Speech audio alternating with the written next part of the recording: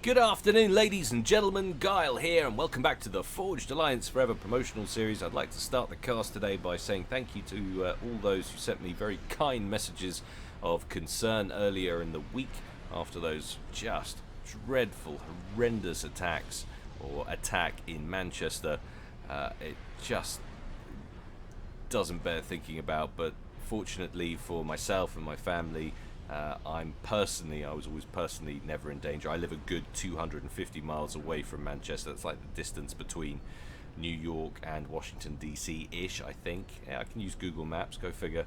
But I've got two older kids as well, and they've previously been a little bit of a fan of some of the shows that she starred in. They're not particularly into her music, but it doesn't take a great leap of imagination to, situate yourself closer, having lived close to the city.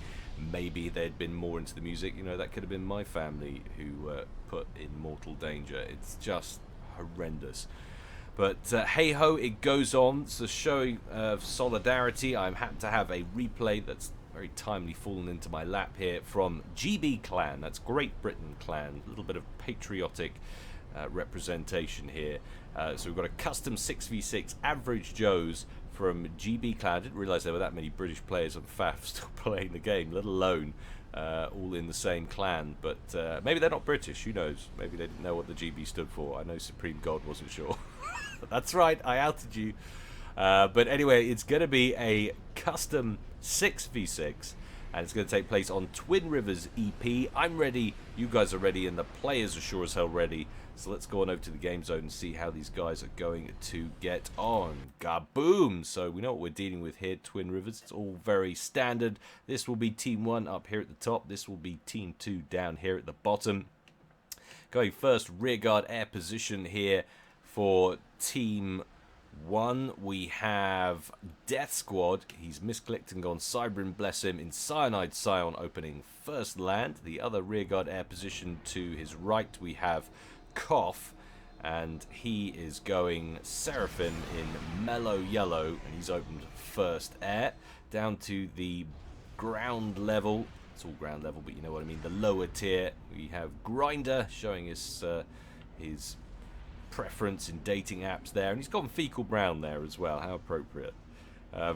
He's going Aeon, opening first land. Next up, that's going to haunt me for the rest of the cast now, it's Bulletproof Bob in Combat Green. He's also going Aeon there, opening first land. Team member number 5 in Vivacious Violet, we have Midget Man 6711. He's going Aeon as well, opening first land. And last but not least, to complete our 6-member team for Team 1, it's Matthew, a UEF, and he is going Regal Purple, opening first land. So a UEF, 3 Aeon, a Cybrid and a Seraphim, all races represented there for Team 1. Let's take a look at Team 2. Down here, rearguard air position, it's another Cybrid here. We've got Dro, he's going Ferrari Red, opening first land. And his fellow top tier at the back, it's Nickad, another Cybrin, opening first land, this time in Hallyborange Orange. As we move down to the lower level, up at the front line, we have System Failure, another Cybrin. Pretty sure that's pretty customary for System Failure, but certainly sure Elephantine Grey is very customary. Color of choice right there, and he's opened first land as well. Next up, we have Rainbow Kiss, and he is going Aeon, opening first land in Baby Blue, going second air. Team member number 5 in Breast Cancer Awareness Pink, it's Meteor 9, or Meteor, and he is going UEF, opening first, second, and third land. And last but not least, on the prowl already, it's none other than Supreme God in Pontiff White, another Cybrin, scooting up the right flank there, opening first land. So 1, 2, 3, 4 Cybrin, a UEF, and an Aeon there, no Seraphim for Team 2. Game quality's at 93.75%, so a balanced game as far as we're concerned. It is an average Joe's, but we do have 2 pros in the mix. That would be System Failure and Death Squad, so look out for a little bit of conflict down this flank. Obviously huge bonus to either side if they can eliminate or at least cripple the Pro. It will give them a much easier time later on in the game. Transport away now for Koff. Airlifting engineers down to the bottom right-hand island. Yep, there it is. We can see the drop-off point just by the mechs there. But in comes a interceptor from Dro, anticipating the drop. Good positioning, and he's in position to make a play for this transport. But if he'd have gone a little bit further up, he'd be able to engage it before he had a chance to make the drop-off. Fortunately for Koff, there's a defending and escorting interceptor. It's going to distract Intis from at least trying to shoot that transport down. Engineers make a safe drop-off. We also have an airdrop on the other side. Now, this is between the two pros. System failure trying to get a chariot with a couple of engineers over to the top left island, but that's going to get caught by interceptors from Death Squad, the other pro. And the chariot will be forced to drop off those two engineers, both taking quite a lot of damage. There might have been more on there, actually, but it's hard to tell from that. Either way, engineers will have to continue on their Todd. They're actually, that's interesting. So that transport was donated to System Failure from presumably someone like Rainbow Kiss, because they're Aeon engineers. It was an Aeon transport. And System Failure, of course, going cyber, as we stated earlier. And another drop attempt, this time from Death Squad, and he's going to get there first. So these two engineers for System Failure planning a distance build up the side of the cliff there, and it's going to be right next to the edge where Death Squad has started, so that's not going to work out well. Will System Failure have the sight to recognize the danger? Yeah, he will. So I doubt, unless he's not paying attention, I doubt he'll carry on with that. Lots of action kicking off in the center, which is probably where we should spend most of our time, but the side islands are so essential. And it is early days. Small groups of T1 spam battle for supremacy and the occasional patch of ground that might be possessing a mass point. Now, how interesting this is this? So those engineers that were dropped off initially by Koff, they've been taken out by a T1 bomber, presumably. That paused construction of the land factory, which is up to about 3,000 hit points at 3,500. Another transport's come in with 2 more NGs from Koff. Dro has locked onto that. Will be too late to shoot down the transport. The engineers will make it, but Dro already has NGs on the ground. 1 land factory operational, a second one nearly complete as well. So an advantage there on the ground for him, which is good because it does look like Death Squad has managed to secure the top left island. So things looking pretty even right now as Bulletproof Bob pushes further in with a little support from some T1 from Grinder. However, Supreme God and Metier in the vicinity with their ACUs. That's a lot of firepower potentially about to be leveled at Bulletproof Bob's commander. Bulletproof Bob's commander is about 8,600 hit points left on him after the early exchanges, and he's got another 14 points he's got to pick up to his first rank of veterancy. That's 14 T1 kills. But he's going to back up out of trouble, not going to hang around, giving up any early kills there, which is sensible stuff. First couple of units out for both Dro and Koff on the side island. Dro already engaging with a few Mantis, will desperately want to shut down this factory and retain supremacy as his bottom right. Nice little bomber incursion there from Death Squad, takes care of the T1 radar. In fact, we've got a couple of bombers hovering overhead for Team 1 there from Death Squad. 1 Sky Slammer already on the ground though from Dro. In come interceptors from both teams. Escorting intercepts potentially from Croft to assist those T1 bombers, but suddenly it looks like, nah, maybe that's not worth it. I saw encroaching interceptors there from Dro and Nikat, and I just didn't like it. Engagement continues on the eastern flank of the central landmass. Bulletproof Bob once again taking yet more fire down into the yellow. 7,900, 8,000 hit points, regenning slowly. Grinder still at full health, Metier still at full health, Supreme God has taken a bit of damage, he's down to around 7,700. paper cybering commander not doing him any favors there.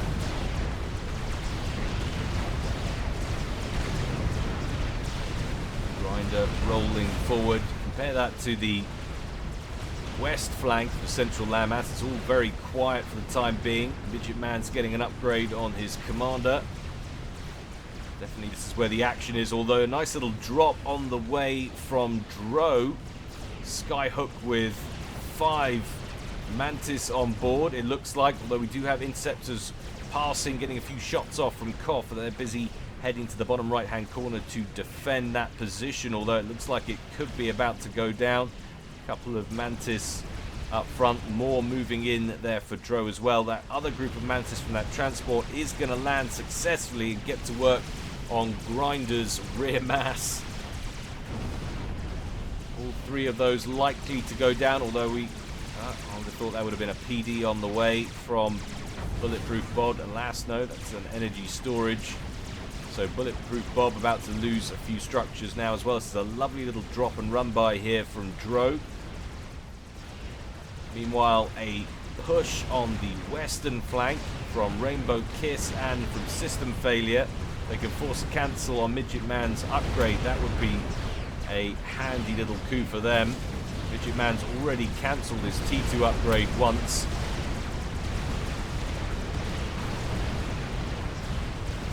Matthew taking heavy casualties on the ground.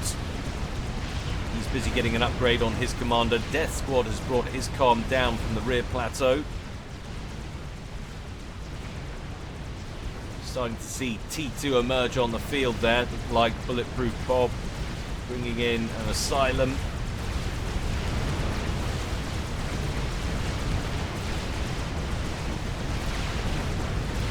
Matthew very close to being mobile once again once that upgrade finishes, and there it goes. 14,000 hit points now on that commander. Upgraded gun, but still it's a lot of Mantis and in fact a lot of Auroras that have been donated over to System Failure. How much damage can they inflict before they run out of steam? Can they surround Matthew's commander and potentially score a kill here? I'm doubtful of that, but they can certainly take down a few resourcing options.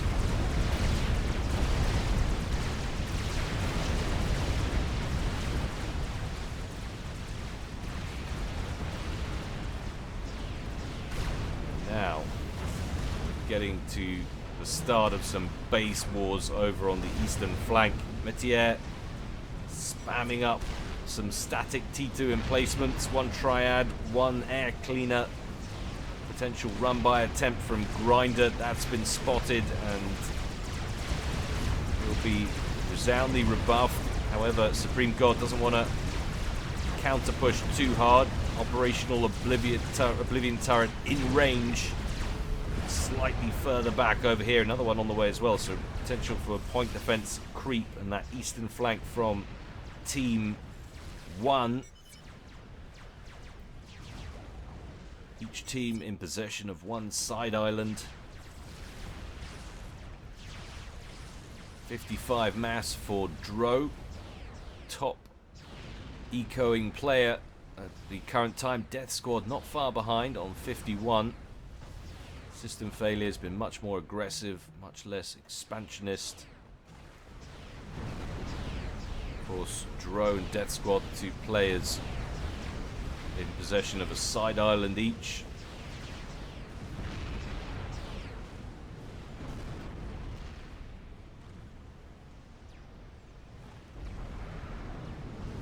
And all was quiet.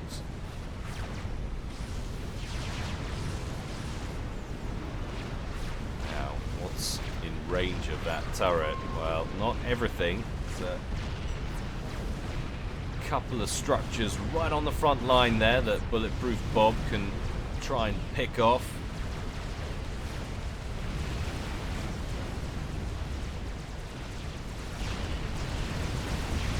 Rainbow Kiss having to withdraw now.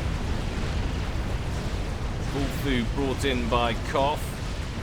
That's going to target the commander. interceptors from Koff and Grinder. Sorry, not Grinder. Nickad mingle. Nickad manages to take out the gunship before losing the rest of his interceptors in that exchange.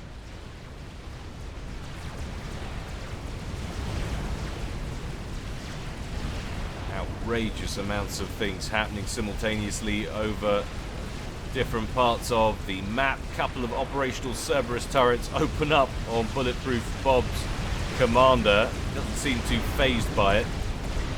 Not enough time, even Cyber and PD can chew through your ACU armor. And suddenly Metier pushing in from the west.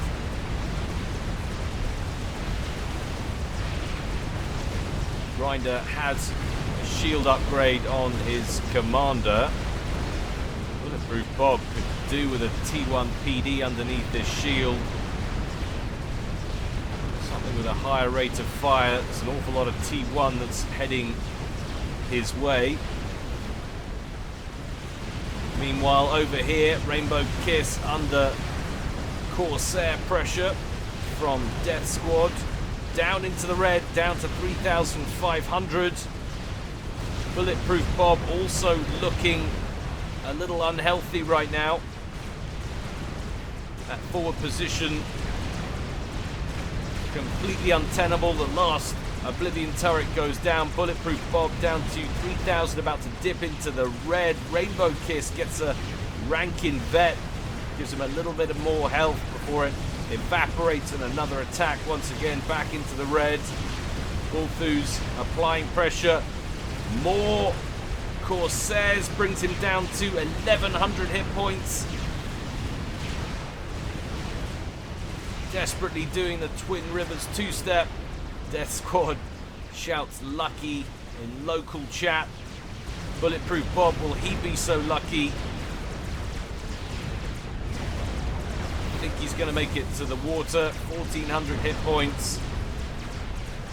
And team to run out of units, at least in the immediate vicinity. Grinder's going to have to hold the fort by himself. So both teams a little lucky on that one. And another drop, this time containing 10 units. 10 Mantis, it looks like, from Dro. Defenses a little bit more prepared, but still no T1 PD online as yet. A couple of Seekers weren't enough to destroy that transport. All those Mantis will make landfall, and now we've got T2 Mexes being destroyed. Grinder drops down to 40 mass per tick and is going to lose potentially another T2 Mex unless he gets some assistance from his teammates. Pretty sharpish. In comes some Vulthus there from Koff. Grinder having to withdraw all the way to his main base. Pressure still being applied from Metier and Supreme God. Those gunships enough to eliminate the Mantis threat. Still a nice little drop, worthwhile. Rainbow Kiss, 2,900 hit points and regenning after that vicious air attack from both Koff and Death Squad.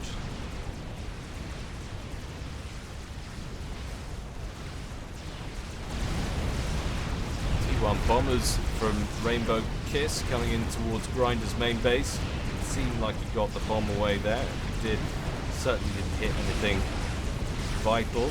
And a quick Fire Beetle snipe attempt right on top of Grinder's commander, but the personal shield works wonders, absorbing all of that damage. In fact, he's still in the green on 10,800 HP. Nothing quite so terrifying as seeing those Fire Beetles dropped on top of your head. But the Aeon personal shield working wonders there and blocking the snipe attempt. Another drop, this time from Team 1, coming in from Death Squad. Is he going to go after System failure gets all of those Medusas on the ground. The transport's not going to make it back to base, but he won't worry about that. Oh, very efficient play from Nickad. Straight in with a Corsair. Catches those Medusas clumped together and dispatches them before they can deal any damage. System failures. Resourcing options remain intact. Now we've got TAC missile launchers firing out from Midget Man's front line over here, straight over the top of the central reservation, surely on some kind of mass sniping mission, you would imagine.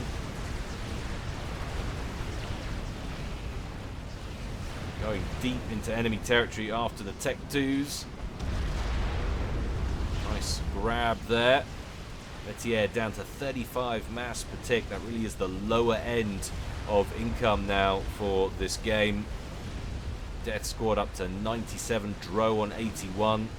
System failure on just one base, he's on 64. And we've got a 57 from Koff. Those are the upper ranges.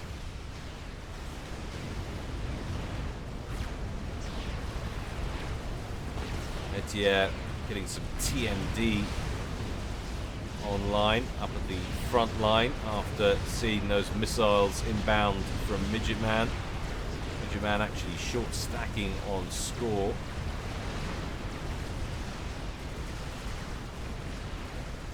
Nice little drop by System failure onto the side island as Team 2 make a play for this corner of the map. Defenses are a little light up here, nothing too heavy. Solid T-24s could take this pretty easily. Got range from the hoplites to deal with the point defense. And Death Squad doesn't seem too invested in defending it. It's up to Tech 3 now there at the back. It's like he's producing either whalers or T2 gunships. No, it's whalers. Whalers or renegades.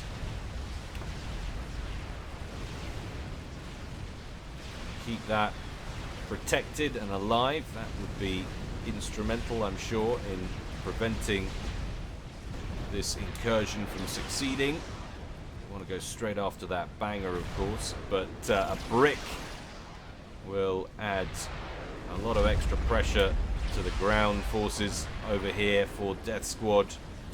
Going to take a while to chew through all the structures.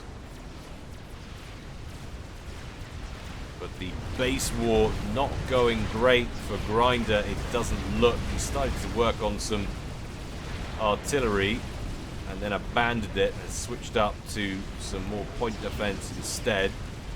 Feels like he's got to go out and do something with his commander. Grinder rolling forward, personal shield evaporating very quickly indeed. He's only got 9,000 hit points on the commander itself. Not sure what he hopes to achieve by this. It's going to be a miracle if he gets out alive, down to 4,000 hit points and falling into the red. PD firing from both of these guys. A colossal error shows Grinder leaving the game at 19 minutes. Who knows, perhaps he had a date. Ow. That's a very painful loss for Team 1.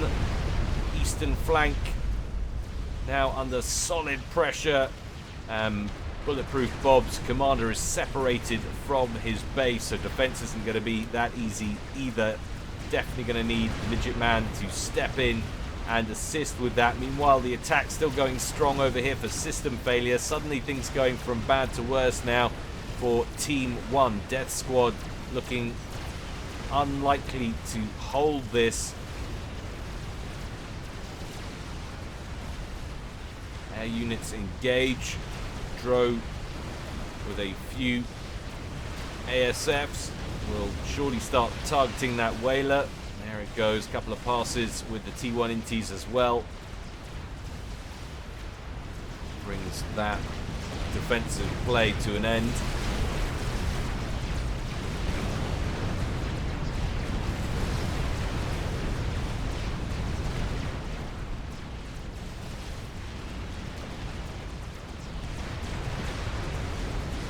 Generators going up. I'm just not seeing anything on the horizon at the moment from Team 1.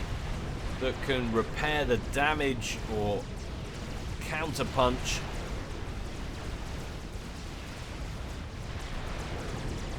Yeah, and Supreme God seem to have pulled back slightly to consolidate. I'm sure Team 1 will be thankful of that. It's going to give them a little bit of breathing room, a little bit of time to make a decision. In comes a drop from Rainbow, and that looks like that's a harb on board that Dragonfly, or potentially is it a donated Team 3? I think they are harbs. And they're going to get right in amongst the fringe mass of Koff. Fortunately for him, they're still at T1. Quite surprising they're still at T1. Another drop now from Death Squad. That looks like it's all T1. Gonna be looking for some vulnerable mass somewhere. ASF's dispatched though from Nickad. I don't think it's gonna get anything done. Couple of shots from an ASF. Takes that transport down. Easy mode. Nice little drop from System Failure. It's got a brick in around the back of Matthew's base. 3 mass extractors down. They were probably all T2 at least. Matthew down to just 32 mass per tick. This has been a brutal 5-10 minute period for Team 1. Koff having to pull his commander out to deal with the Harbingers that have killed 3 mass points now. Fortunately, deals with them before they get in range of the power grid, which was literally a stone's throw away.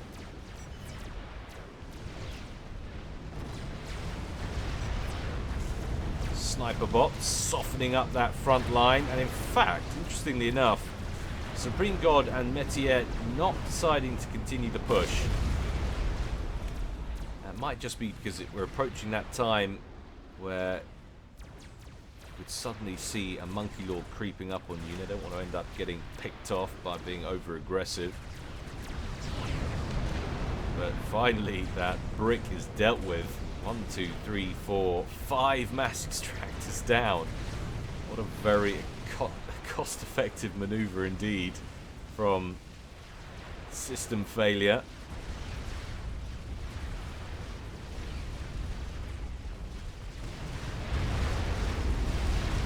This is better now from Team 1. A few Harbingers from Bulletproof Bob rolling forward. Picking off a mobile artillery there. It's all being T2 PD fire, but they should be able to brush this aside without too much difficulty if they remain committed.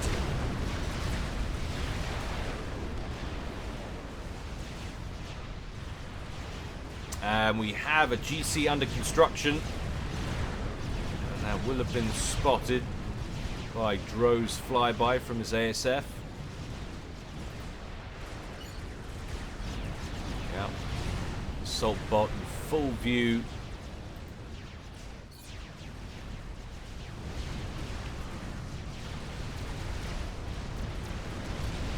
Anything interesting going on at the back? We have a spider bot, Monkey Lord, about 55-60% complete there from Death Squad as well.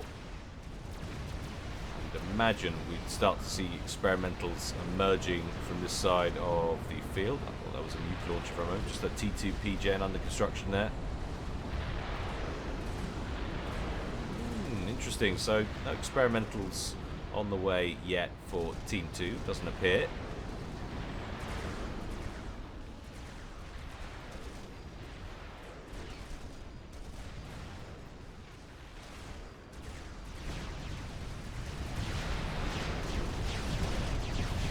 Failure potentially causing problems for Matthew. He's got some parashields there, which are going to block some of that brick fire, but that's a lot of it. Matthew needs to get out with the commander and overcharge some of these bricks, but he's just walking in circles. He should have engaged or withdrawn, but as it stands, oh no!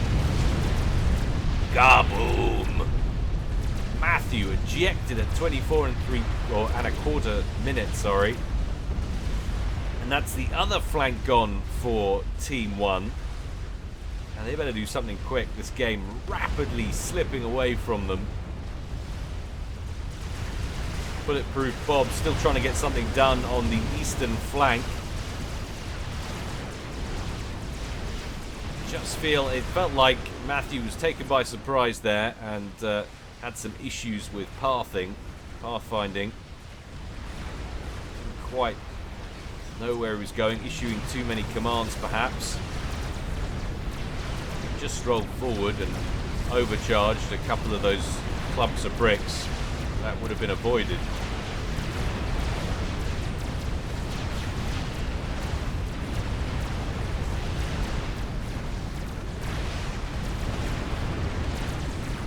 Now these bricks tearing into Midget Man.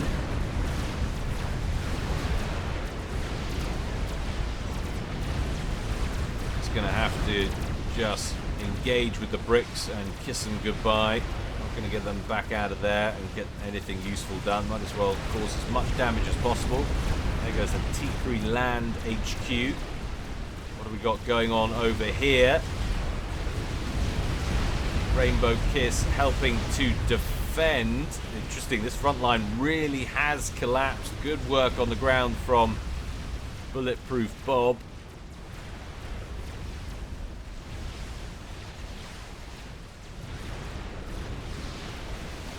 Eventually running out of steam and having to withdraw, but very much a less well defended position now on that east flank for Team 2, and that Monkey Lord needs to get in the fight and help finish off those bricks. Very cunningly have hidden themselves around the back of this rock formation.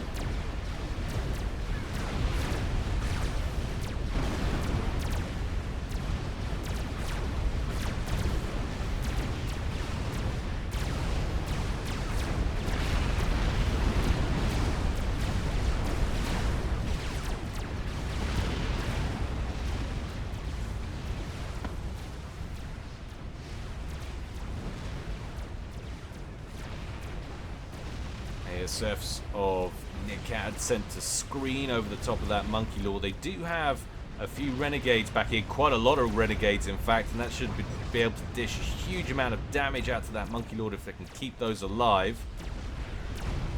One brick still remains and it's just tearing apart pretty sensitive and important structures from Midget Man here. Just about keeping his head above water power-wise after losing yet another T2 Gen. But in come the Renegades. It's an awful lot of them. And start shaving hit points off. Now, was it me or have they edited the explosions in this? They look a lot prettier than I remember them. It's almost like RS has been back in play with his explosions mod. There's definitely something going on there. That's not vanilla fire right there.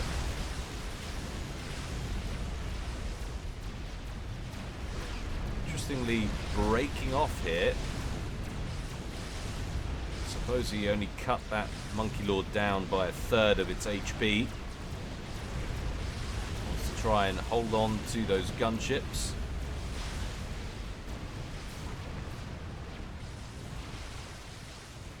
Strap Bomber lurking at the back there for Koff. We haven't seen a really good, strong air push from Team 1. Team 2 been in the driving seat in the air game for a good 10-15 minutes now.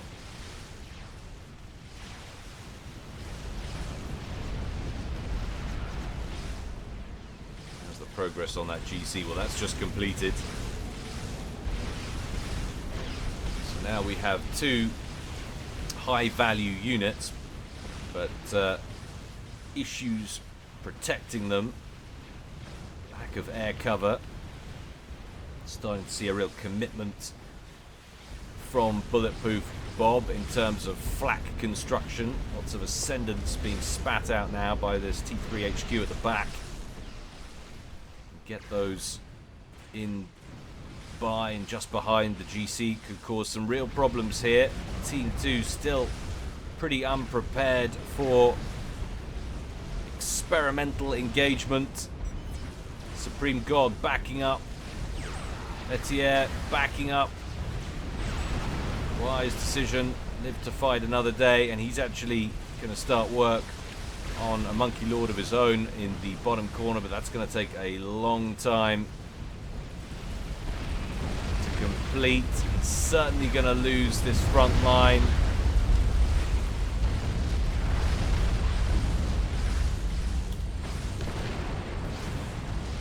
Stealth field generator just gets completed before getting incinerated. And we do actually have an experimental now from System Failure, and that's trying to chase down Death Squad. Death Squad trying to get on the other side of the central reservation. If you can link up with the GC, that'll be quite a formidable little unit on the ground. System Failure conversely could decide to just push further in. Midget Man looking vulnerable. If he gets in around the back, that really will be GG. But the Colossus for Bob looking strong, almost at full health still, and bearing down on Supreme God's main base. Supreme God's going to have to evac. He's going to lose everything in this exchange of any real value. And next up, it'll be Metier. So this is good now from Team 1, getting back in the game. Strap Bombers harassing the top left-hand corner island there of Dro by Koff, and indeed, instead of going after the Monkey Lord of Death Squads, System Failure sent his own Monkey Lord in after Bulletproof Bob. Bob evacing his commander to the back, but he's going to lose just about everything. Interesting, Supreme God's base not finished off. GC hangs a right turn and is incredibly close now to Supreme God's ACU. He just needs to head south. Not entirely sure what he can see, whether he can see the ACU. It doesn't look like it.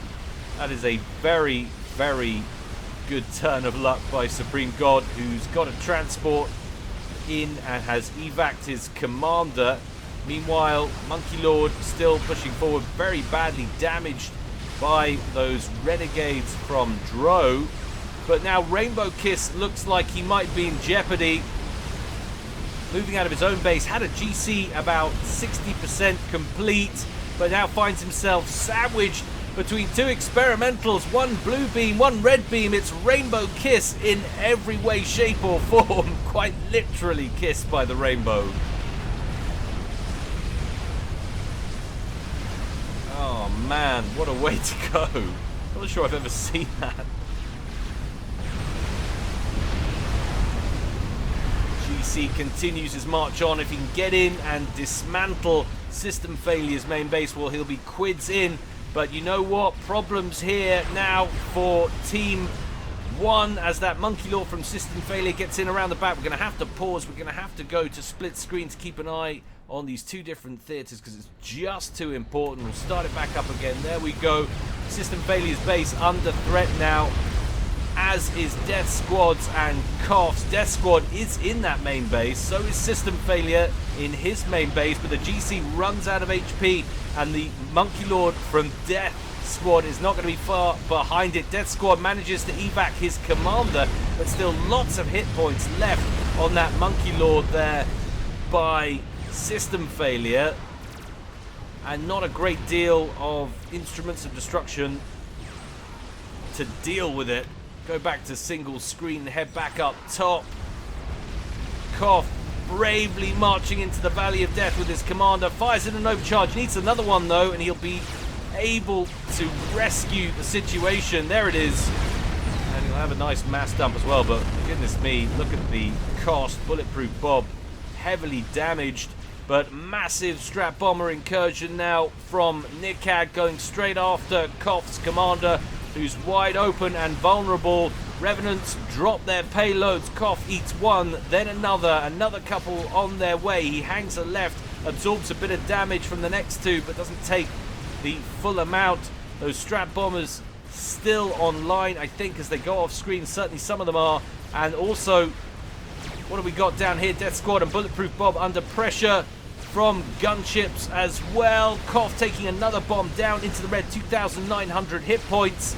It's going to be very, very close indeed. One more Revenant there remaining. And in fact, the first comms to go down are over here. It's Bulletproof Bob and Death Squad are both going to go down, and surely Koff won't be far behind them. This is a spectacular comm collapse from Team 1. 3 commanders dead, down and out inside the space of about 15 seconds.